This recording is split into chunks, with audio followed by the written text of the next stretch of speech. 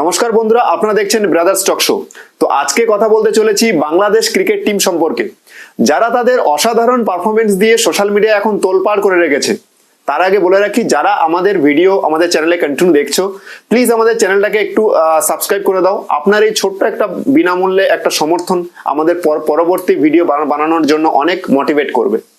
বাংলাদেশ এখন টি-20 সিরিজ খেলছে আমেরিকার সাথে। ওয়ার্ল্ড কাপের আগে তারা প্রিপারেশন করার চেষ্টা করছে, কিন্তু অলরেডি 3 ম্যাচের সিরিজে 2 ম্যাচ অলরেডি তারা আমেরিকার কাছে হেরে গেছে, মানে সিরিজ অলরেডি হেরে গেছে বাংলাদেশ। আর একটা ম্যাচ এখনো বাকি, সেটা কি হবে জানা যাচ্ছে না। কিন্তু যেভাবে বাংলাদেশ খেলছে সেখানে মনে হচ্ছে এই ম্যাচও জিততে পারবে না, মনে হচ্ছে যেন বাংলাদেশ হোয়াইট ওয়াশ হবে। বাংলাদেশ আমেরিকার সাথে হারছে, এটা কি বাংলাদেশের যারা সমর্থক তারা কি এটা মেনে নিতে পারবে? আজকে তো বাংলাদেশের মানে ফ্ল্যাগে যে তাদের লোগোতে যে বাঘ আছে, সেও বলছে যে প্লিজ আমাকে লোগো থেকে সরিয়ে দিন, কারণ এই অপমান আমি আর সহ্য করতে পারছি না। সেই বাংলাদেশ যে ইন্ডিয়াকে হারিয়েছে, অস্ট্রেলিয়াকে হারিয়েছে, নিউজিল্যান্ডকে হারিয়েছে, শ্রীলঙ্কাকে হারিয়েছে, বড় বড় টিমকে ফাইট দিয়েছে এবং বড় বড় টিমকে হারিয়েছে ওয়ার্ল্ড কাপে নর্মাল সিরিজে হারিয়েছে। সেই বাংলাদেশ কখনো আয়ারল্যান্ডের সাথে হারছে, কখনো নেদারল্যান্ডসের সাথে ওয়ার্ল্ড কাপে হারছে, কখনো আবার আমেরিকার সাথে হারছে। আমেরিকার নতুন টিম সবে নিজের নতুন সেট আপ করছে ক্রিকেটের, তাদের সাথে বাংলাদেশের মতো একটা পুরানো স্টেবল টিম এই অঘটন কি করে করতে পারে? এটা বাংলাদেশের সমর্থক হিসাবে যারা বাংলাদেশের সমর্থক আছে, যারা বাংলাদেশে ক্রিকেট গেম ফলো করে, অ্যাকচুয়ালি যেমন আমাদের ইন্ডিয়াতে ক্রিকেট বেশি ফলো করা হয়, কিন্তু আদার্স অনেক গেম আমাদের আছে, কিন্তু বাংলাদেশে কিন্তু ক্রিকেট বলতে বাংলাদেশের ইমোশন, সেই ইমোশন নিয়ে কি বাংলাদেশ ক্রিকেট টিমের এরকম ভাবে ছিনিমিনি খেলা করা ঠিক? এটা একটা লিমিট ক্রস করে যাওয়া। এখনো আমার মনে হয় এখনো বাংলাদেশ টি-20 ক্রিকেটটাকে বোঝেনি ঠিকঠাক। টি-20 ক্রিকেট অল অ্যাবাউট ইম্প্যাক্ট। তুমি কত রান করছো সেটা ফ্যাক্টর করে না, তুমি কেমন স্ট্রাইক রেটে খেলছো আর কোন পজিশনে তুমি কত রান করে চলে যাচ্ছ, তোমার ইম্প্যাক্ট কি থাকছে ম্যাচে, সেটা ডিপেন্ড করে। বাংলাদেশের প্রত্যেকটা ক্রিকেটারে মানে প্রত্যেকটা ব্যাটারের স্ট্রাইক রেট 120-30 এর নিচে। পুরো এটা দেখে ক্লিয়ার বোঝা যাচ্ছে বাংলাদেশ ক্রিকেট বোর্ডে লবি পুরো ভরপুর হয়ে আছে। লিটন দাসকে এক ম্যাচ খেলানো হচ্ছে, খারাপ খেললে নেক্সট ম্যাচ বসিয়ে দেওয়া হচ্ছে। এটার কোনো মানে হয় না। একটা প্লেয়ারকে যদি কামব্যাক না করানো হয়, যদি তাকে ব্যাক করানো না হয়, তাহলে সে পারফরমেন্স করবে কি করে? সে জানেই না সে পরের ম্যাচ খেলবে কিনা। লিটন দাস যথেষ্ট ভালো মানের ব্যাটিং, তাকে নেক্সট ম্যাচ মানে সেকেন্ড টি-20তে বসানোর কোনো মানেই হয় না। মুস্তাফিজুর রহমানের মতো বড় বড় বোলার সে মার খাচ্ছে, সে 4 ওভারে 40 রান দিচ্ছে। ও হ্যাঁ, আরেকটা কথা বলে রাখি, মুস্তাফিজুর রহমান বড় বোলার, আর বাংলাদেশের বোর্ড জালাল যে বাংলাদেশের বোর্ডের মধ্যে আছে, সে আইপিএল এর সময় একটা স্টেটমেন্ট দিয়েছিল যে আইপিএল থেকে মুস্তাফিজুরের কিছু শেখার নেই। মুস্তাফিজুর যথেষ্ট যা শেখার তার সব শেখা হয়ে গেছে, বরং আইপিএল মুস্তাফিজুরের কাছ থেকে অনেক কিছু শিখবে। তো যেহেতু মুস্তাফিজুরের কোনো ফায়দা নেই এর মধ্যে, বাংলাদেশ বোর্ডের কোনো ফায়দা নেই, সেজন্য মুস্তাফিজুরকে আইপিএল খেলে লাভ নেই, এই কথা বলে সে মুস্তাফিজুরকে আইপিএল থেকে সরিয়ে নিয়ে যায়। এর আগে লিটন দাসকেও এরকম করেছে, আইপিএল খেলতে দেয়নি।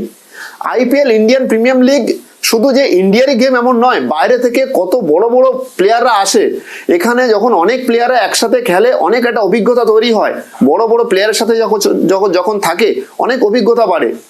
সাপোজ যদি আজকে চেন্নাই সুপার কিংসের খেলা কেকেআর কিংবা এমআই কিংবা আরআর, এদের সাথে যদি থাকে, Trent Boult, Jasprit Bumrah, Mitchell Starc, এটা অনেক বড় মাপের পেসার, এদের সাথে যদি থাকে, এদের সাথে যখন খেলা হবে, একে অপরের সাথে যখন কথোপকথন হবে, তখন অনেক এক্সপিরিয়েন্স এখানে বাড়বে। আরেকটা কথা বলে রাখি, এখানে কিন্তু বাংলাদেশ সমর্থকরা আমার মনে হয় এটা কোনোভাবে মেনে নেবে না আজকের এই হার। যে এটা যদি কোনো বড় টিমের সাথে একটা হার হতো কম্পিটিশন লড়াইয়ে, সেটা একটা আলাদাভাবে দেখা যেত জিনিসটাকে, কিন্তু আমেরিকার সাথে হার, এটা জাস্ট ভাবতেই পারছি না। অ্যাজ আ প্রতিবেশী দেশ হিসাবে এটা তো আমারও খারাপ লাগছে দেখে, যে এই হাল বাংলাদেশের। বাংলাদেশ যে এই পরপর 2টো ম্যাচ আমেরিকার সাথে হারলো, শুধু 2টো ওয়ার্ডই বলবো, হতাশজনক এবং লজ্জাজনক। এই 2টো ওয়ার্ডই তাদের জন্য অনেকটাই কাফি। কারণ বাংলাদেশের মতো টিম ইউএস এর সঙ্গে হারবে এটা মানাই যায় না। যে টিমে লিটন দাস, সৌম্য সরকার, মুস্তাফিজুর, তাসকিন আহমেদ, মোহাম্মদুল্লাহ প্লাস ক্যাপ্টেন শান্ত, এই টিম নিয়ে আমেরিকার সাথে হারাটা খুবই হতাশজনক, আর কিছুই না।